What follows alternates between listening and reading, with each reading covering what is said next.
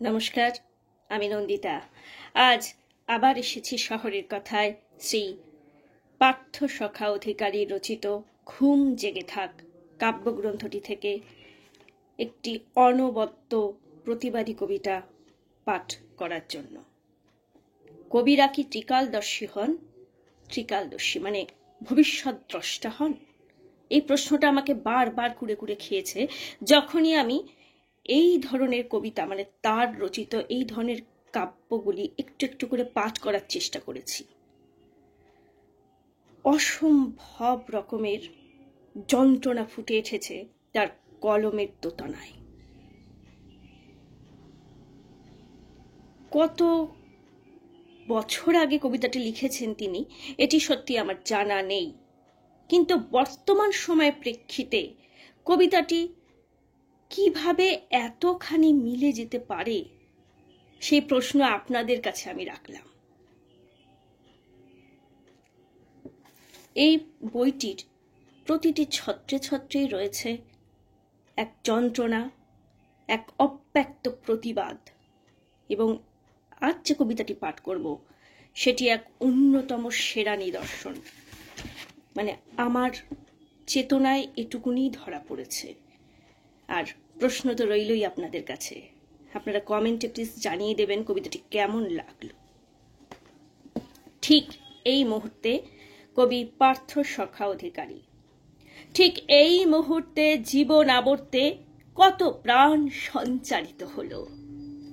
নিঃশর্ত ছেদনে আকাঙ্ক্ষিতের মৃত্যু হলো সহস্র অবুঝ ফিদাইন হয়ে ডুবে গেল মৃত্যু গহ্বরে। নিয়তি স্বাক্ষরে রচিত হলো এক বিধ্বংসী ইতিহাস। ঠিক এই মুহূর্তে শত রক্ত ঝর্ণা স্রোতে কত ধর্ষিতার কান্না ভেসে এলো, রেখে গেল বৈষম্যের করুণ পরিণতি, প্রতিবাদী সতী মুক্তি পেল। ঠিক এই মুহূর্তে অনাহুত সংবর্তে বাজ পাখি উড়ে এলো, ছো মেরে নিয়ে নিল কত প্রাণ।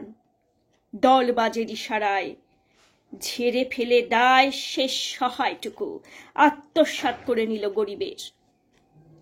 ঠিক এই মুহূর্তে নিয়তির অনর্থে কালো কারবারি ঝাঁপিতে ভরে নিল এক ঝাঁক নারী। মিথ্যা রুজির প্রলোভনে মুহূর্তের গোপনে অশুভ সেই সন্ধিক্ষণে কত কিছু ঘটে গেল। নির্লিপ্ত চেতনায় সমাজ ঘুমালো। সতর্কিত স্বপ্নে মুহূর্ত গুনে গুনে দিন গেল, রাত্রি গেল, দিন হলো, সময় ফুরালো। নির্বাক থেকে গেল পৃথিবী এক ভয়ার্ত ইঙ্গিতে। জনগণ মনসঙ্গীতে আর একটা ভোর হলো সততার শপথে।